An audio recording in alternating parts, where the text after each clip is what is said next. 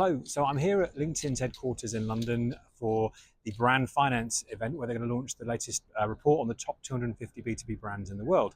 So lots of interesting data I'm sure to come out of this, lots of insights on brands that moved up, moved down and different challenges they're associated and they're facing. I think the most interesting, important thing I'm seeking to learn from this though is in a world where B2B marketing has been under threat or under pressure as never before in many organisations, how can you justify the value of brand in those organisations or the focus on it? Many organisations, particularly those outside this elite group of 250, won't have the latitude or the airtime to focus on brand in the way perhaps those elite ones can. So how can they justify making those investments and having that focus rather than doing things which make more an immediate benefit to the organisation? So let's go inside and find out what they've got to say. Transfers across, I think, all employees is CEOs of strong brands who proven. We're here with Hugo Hensley at the Brand Finance B2B, top B2B, one most valuable B2B brands in the world. And Hugo's been presenting, telling us about the findings. Hugo, lots of data, lots of great brands listed. Tell us what stood out from you from the findings today. I think the most interesting one for an audience of sort of marketers and others was that these B2B brands aren't just B2B. Yeah. That only 54% sort of get all of their revenue a pure play B2B. Yeah.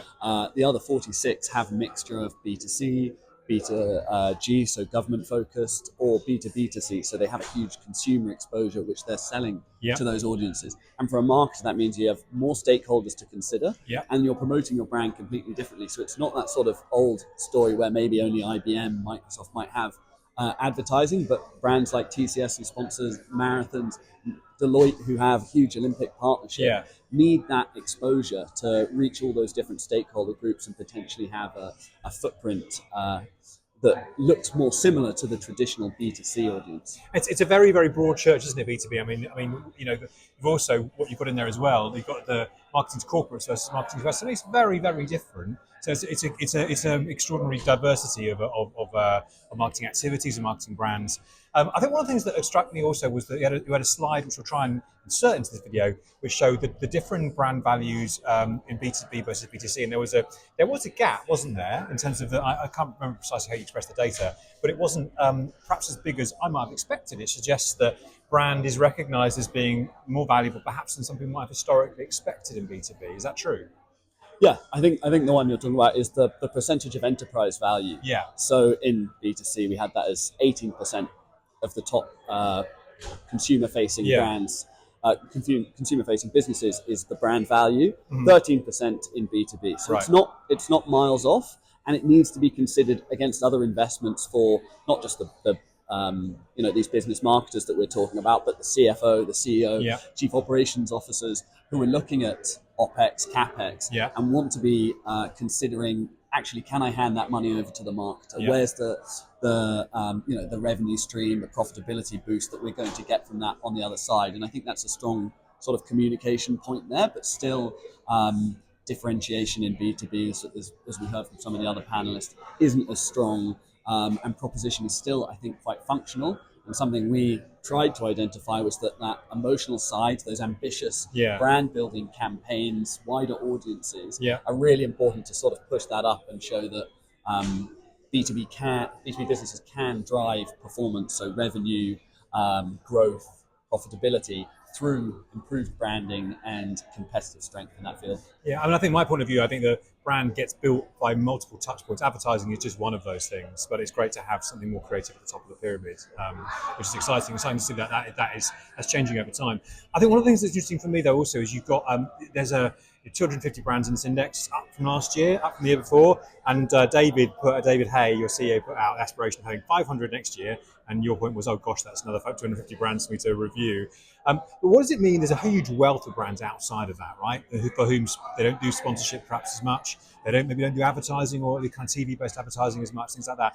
You know, how to make brand relevant and make them care as much as those top brands. That's going to be a bit of a hard sell for them, right? Yeah, so the difference between those sort of mega names that you see at the top of the ranking, probably the ones appearing on the sites, is that just their cash pool, their profitability enables them to do some of these huge campaigns. Yeah. But that doesn't mean the same principles don't apply to smaller businesses who can't splash out on the sponsorship. If you do, is it in a much more targeted category? Yeah. So is it linked to sustainability? We've seen B2B brands partnering with, say, sailing, Yeah. and they're using own channels to bring that to their partners. They're telling a story through sponsorships in a way that's not, we're one of the big 13 on the Olympics, but actually still is connected to functional and emotional attributes, long-term campaign storytelling, and doing it in a way that a smaller business actually can do based on their own resources, both monetary and customer lists, connections, their databases, their channels through to those audiences, but still be doing brand building as opposed to just functional or performance or sales driving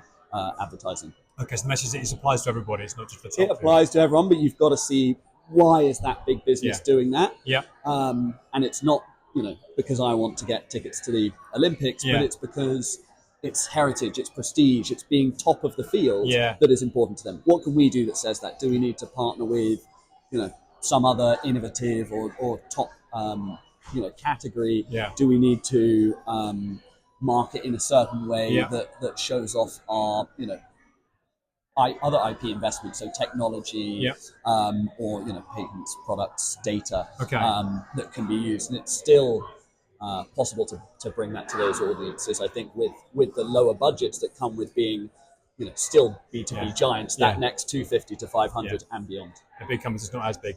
As I say, Hugo, you are, as in this session, you are the world's most marketing savvy accountant. So congratulations. That's a lofty tome. We'll give you a medal for that one day. But thank you very much. Great report. Congratulations. Thank you. Cheers. Great. Thanks for that, mate. Appreciate that.